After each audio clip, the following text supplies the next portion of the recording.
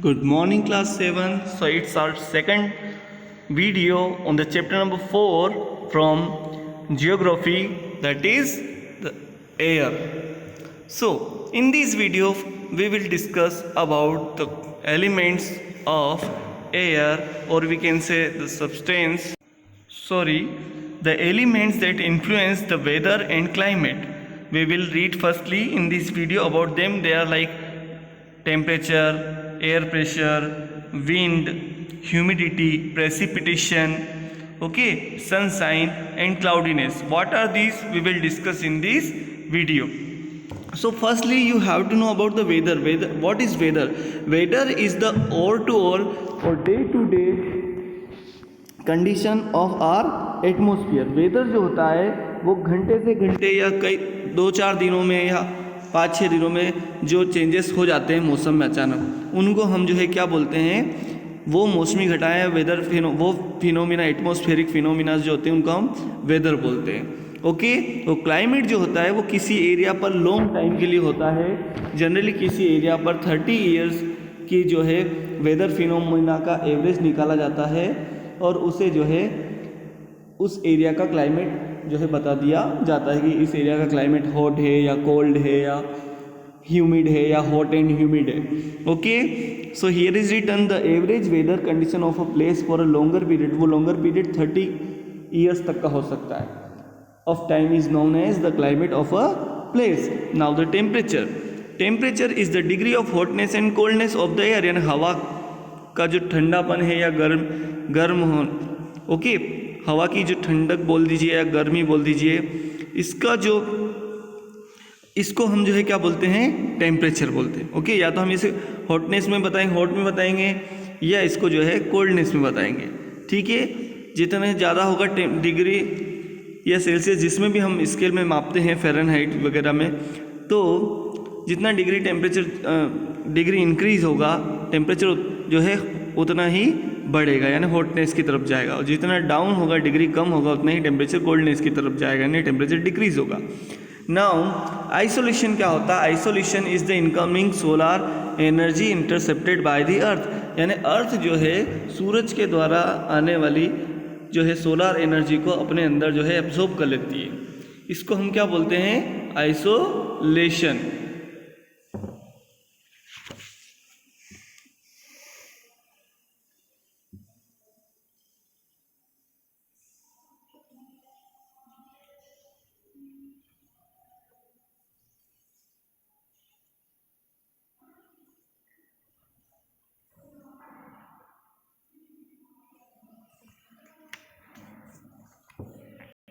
And here student one more important thing is that कि isolation ही वो process है, यानी अर्थ का जो टेम्परेचर जो है हॉटनेस जो बंधी रहती है, ओके, वो जो है आइसोलेशन जो है सबसे बड़ा सोर्स है अर्थ पर एनर्जी जो है एब्जॉर्ब करके रखने के लिए. सोलर एनर्जी को आइसोलेशन की प्रोसेस के थ्रू ही अर्थ अपने में एब्जॉर्ब करके रखती है. तो हमारे लिए जो है हमारे हॉटनेस का आप बोल सकते हैं हीट का एक बड़ा सोर्स है, सबसे मेन सोर्स है एनर्जी का, हम बोल सकते हैं. अर्थ पर कौन सी प्रोसेस? आइसोलेशन. जो किसके कौन परफॉर्म करता है? हमारी अर्थ परफॉर्म करती है. Now air pressure. What is this? The pressure exerted by the weight of air. हवा के वजन के द्वारा हमारे ऊपर जो प्रेशर लगता है, दबाव लगता है, उसको हम क्या कहते हैं? Air pressure. हमारे ऊपर या अर्थ की सरफेस पर, बात एक ही है. The pressure exerted by the weight of air on the earth's surface is known as air pressure. Now wind. Moving air is called wind simply. You all know कि बहती हुई हवा को हम क्या कहते हैं? चलती हुई हवा को हम क्या बोलते हैं? गतिशील, गतिमान हवा को हम क्या बोलते हैं? विंड कहते हैं. इसका फार्मूला है, यानी ये हमेशा always wind is the movement of air from the high pressure area to low pressure area. यानी हमेशा हाई प्रेशर एरिया वाली हवा जो है लो प्रेशर एरिया वाली हवा की तरफ बढ़ती है, या यूँ बोल दिए ठंडी हवा हमेशा गर्म हवा की तरफ बढ़ती है, या यूँ बोल दीजिए कि कोल्ड एयर हॉट एयर को धकेलती है, यानी उसे धक्का देती है. ये फंडा है, क्योंकि हॉट एयर जो होती है वो हल्की होती है, लाइट होती है वेट में, और जो है कोल्ड एयर जो होती है वो उसका वेट ज़्यादा होता है, उसकी डेंसिटी ज़्यादा होती है, इसलिए वो उसका प्रेशर जो है ज़्यादा होता है. तो बेसिकली हम कह सकते हैं कि कोल्ड एयर जो है हॉट एयर को मूव करती है। ठीक है, तो आप इसको ऐसा भी समझ सकते हैं कि जहाँ टेम्परेचर ज़्यादा होता है जिन एरियाज़ में, वहाँ पर हवा जो होती है वो कैसी होती है, हॉट एयर होती है, और जहाँ या हाई लो प्रेशर वाली होती है, और जहाँ टेम्परेचर कम होता है वहाँ हवा जो होती है वो ठंडी होती है और हाई प्रेशर वाली होती है। Okay, now students, you may see wind is the movement of the air from the high pressure to low pressure area, we have been read. Now we are moving towards the moisture. moisture क्या है, पानी की जो मात्रा है हवा के अंदर, presence of water in the air. Here is written water vapor present in the atmosphere is known as moisture. यानी पानी की वो कण हम बोल सकते हैं, वाटर के वो ड्रॉपलेट्स ऑफ वो पार्टिकल जो एवापोरेट यानी गर्म होकर वेपर बन गए। ठीक है, sunlight, due to sunlight we can say जो हॉट पानी गर्म हुआ और ड्रॉपलेट में यानी वाटर वेपर में बदला और जो है एटमॉस्फेयर में चला गया, यानी वेपर के फॉर्म में एटमॉस्फेयर में जाके जो है घूमने लगा, हम बोल सकते हैं। तो वो जो वाटर का वो पार्ट जो है that is known as moisture, और in simple words we can say the presence of air in the water is called moisture. Okay, पानी की जो हवा में मात्रा है या हवा में जो पानी की उपलब्धता है या availability of water in the air is called moisture. तो ये कहीं कम ज़्यादा हो सकता है, कहीं ज़्यादा हो सकता है, डिपेंड करता है किस पर, on the process of evaporation, कि एवापोरेशन कितना हो रहा है, कहाँ पर कितना हो रहा है। Okay, now humidity. ह्यूमिडिटी क्या होती है, ओके, आर्द्रता in Hindi. Moisture in the air is known as humidity. हवा में जो मॉइस्चर है उसी को ह्यूमिडिटी का नाम भी दिया गया है ना, ह्यूमिडिटी उसे ही बोलते हैं। Moisture in the air is known as humidity, यानी जहाँ जितनी ज़्यादा एवापोरेशन होगा वहाँ उतना ज़्यादा मॉइस्चर है, उतनी ही ज़्यादा ह्यूमिडिटी होगी। Okay, moisture in the air is known as humidity. Now cloud क्या होते हैं, बादल क्या होते हैं।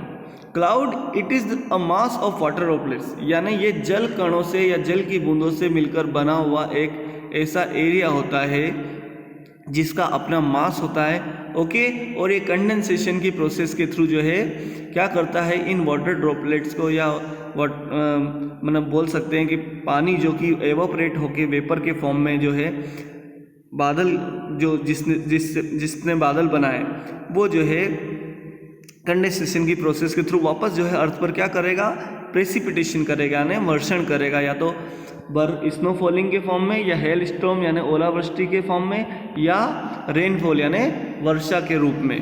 ठीक है स्टूडेंट्स, नाउ प्रेसिपिटेशन अभी हाल मैंने बताया, falling of water on the earth in the form of rainfall is known as precipitation. वैसे इसके और भी फॉर्म हो सकते हैं, हेल स्टॉर्म भी हो सकता है, ओलावृष्टि भी हो सकती है, और जो है अभी मैंने बताया आपको एक और स्नो फॉलिंग भी। तो प्रेसिपिटेशन यहाँ पर ओनली ये लिखा है, precipitation means the falling of water, यानी पानी का गिरना ऑन द अर्थ, पृथ्वी पर, इन द फॉर्म ऑफ रेनफॉल यानी वर्षा के रूप में, is known as precipitation.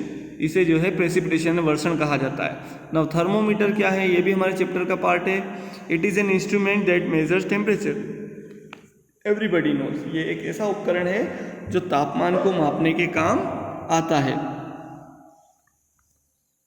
Now students, barometer. Barometer it measures atmospheric pressure. Barometer वो इंस्ट्रूमेंट है जो एयर का प्रेशर कितना है, कहाँ पर, किसी पर्टिकुलर प्लेस पर एयर का प्रेशर कितना है, ये मेज़र करने के लिए हम किसका यूज़ करते हैं, बैरोमीटर का यूज़ करते हैं। Okay, now rain gauge. It is measures the amount of rainfall. अभी हम पेपर में न्यूज़ पढ़ते हैं ना कि यहाँ पर इतने इंच बारिश हो गई, इतने मिलीमीटर बारिश हो गई, ऐसा हम डेली पढ़ते, तो उनको कैसे मालूम पड़ा, वो जो है रेन गेज एक इक्विपमेंट आता है, इंस्ट्रूमेंट है, जिसके थ्रू वो जो है रेन जो है किसी पार्टिकुलर ड्यूरेशन में किसी पार्टिकुलर एरिया में कितना रेनफॉल हुआ इसको मेजर करते हैं। तो वो इंस्ट्रूमेंट का नाम क्या है, what is the name of that instrument, that is rain gauge. Okay, so rain gauge it measures the amount of rainfall. Then wind vane. Wind vane show the direction of the wind. नाम से समझ में आ रहा, wind vane जो है एक ऐसा instrument है जो हवा की डायरेक्शन यानी उसकी दिशा को बताता है। Okay, now some more facts regarding to this chapter. Low pressure is associated with cloudy skies. Obviously मैंने आपको बताया लो प्रेशर में क्या होगा, यानी गर्मी ज़्यादा होगी। लो प्रेशर का मतलब हवा गर्म है, और अगर हवा गर्म है यानी गर्मी है, तो गर्मी है तो क्या गर्मी में आपको जो है जनरली क्या होता है, आसमान साफ होता है। तो यहाँ लिखा है low pressure is associated with cloudy skies and weather. Okay, low pressure में क्या होता है, आपको आसमान जो है क्लाउडी दिखेगा, यानी बादल तो बनेंगे लेकिन वो बादल नहीं होंगे जो बारिश करवाते हैं। Okay, low pressure is associated with cloudy skies and wet weather, और गीला जो है मौसम आपको होता है। High pressure is associated with clear and sunny skies. Okay,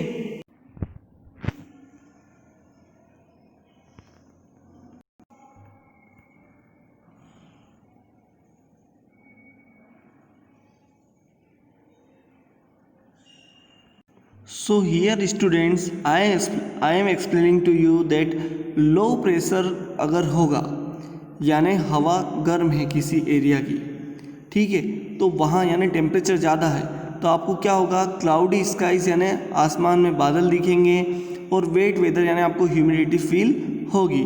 और हाई प्रेशर एरिया यानी जहाँ पर हवा ठंडी है वहाँ पर जो है क्लियर एंड सनी स्काई यानी आसमान आपको बिल्कुल साफ सुथरा दिखाई देगा, वहाँ पर बादल नहीं होंगे। The air always moves from high pressure areas to low pressure area, I explain to you. Wind is the movement of air from the high pressure area to low pressure area. We have been read, हवा जो है, पवन जो है जिसको हम बोलते हैं बहती हुई हवा को हम क्या बोलते हैं, विंड बोलते हैं। Moving air is called wind. तो विंड जो है हमेशा हाई प्रेशर एरिया से लो प्रेशर एरिया की तरफ बढ़ती है। ओके, विंड में भी जेंटल यानी वो अगर धीरे धीरे बह रही तो जेंटल, और अगर कभी जो है उसकी स्पीड फास्ट हो जाती तो हमें जो है इसको जो हम क्या बोल सकते हैं, ये स्ट्रॉन्ग एंड डेवास्टिंग भी हो सकती है, यानी जैसे तूफानी वाली आंधी के रूप में चल रही है, बहुत तेज़ी से चल रही है, साइक्लोन के फॉर्म में मूव कर रही है। विंड्स आर ऑफ 3 टाइप्स, 3 तरह की जो है हवाएं होती हैं, ठीक है। हवा नहीं हम बोल सकते गतिशील हवा, ठीक है। Permanent wind, seasonal wind and local wind. Local wind जैसे इंडिया में लू चलता है, मानसून ये भी local wind, sorry monsoon seasonal wind है, लू लोकल विंड है, और परमानेंट विंड यानी कोई ऐसी विंड जो किसी पर्टिकुलर एरिया में चलती ही रहती है, ठीक है ना, यानी पूरे साल चलती है। Moisture means humidity. A humid day is one when the air is the fall of water. Humid day किसको कहते हैं, is one when the air is the fall of water या फुल ऑफ वाटर वेपर, यानी जब हवा में पानी पर्याप्त हो जाता है, यानी उससे ज़्यादा वाटर वेपर या बोल दीजिए पानी जो है हवा अपने अंदर नहीं ले पाती, ऐसे डे को हम क्या बोल देते हैं, ह्यूमिड डे बोल देते हैं। On a humid day clothes take longer to dry. और उस ह्यूमिड डे को क्या होता है, ह्यूमिडिटी वाले दिन क्या होता है, कपड़े सूखने में ज़्यादा समय लगता है। And sweat from our body does not evaporate easily. और हमारी बॉडी से जो पसीना आता है वो एवोपरेट नहीं होता है, यानी गर्म होकर उड़ता नहीं है हवा के अंदर, और बॉडी से चिपका रहता है, इसलिए हमें चिपचिपा या पसीना जो है बहुत ज़्यादा महसूस होता है।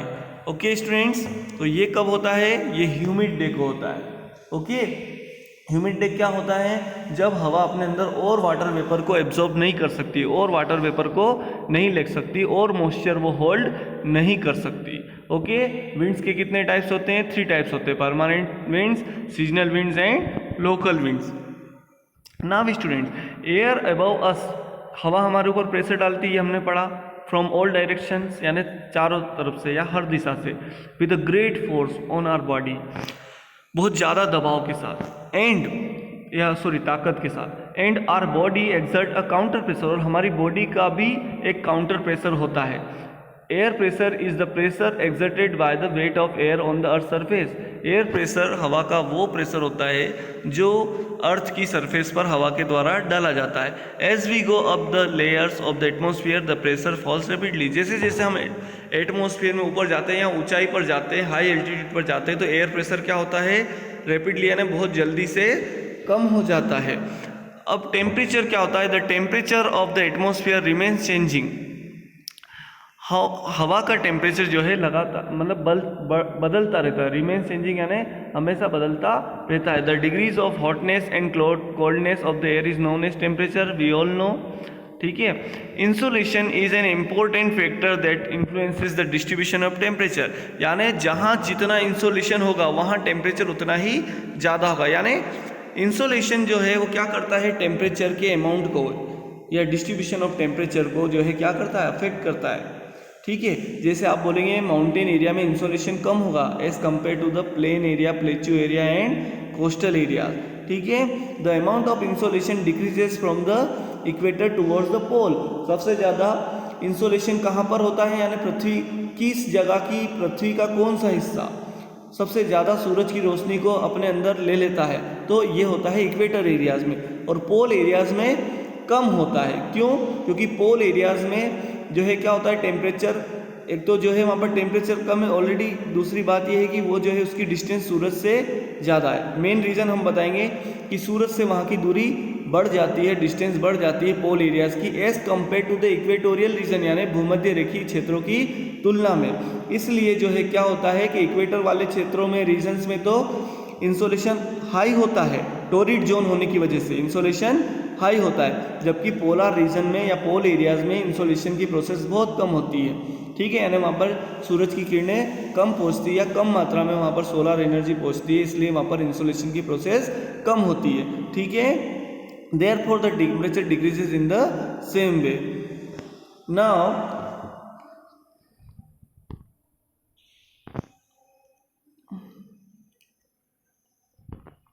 clouds are masses of water droplets. बादल क्या होते हैं, जल कणों के से बने हुए एक संरचना होती है।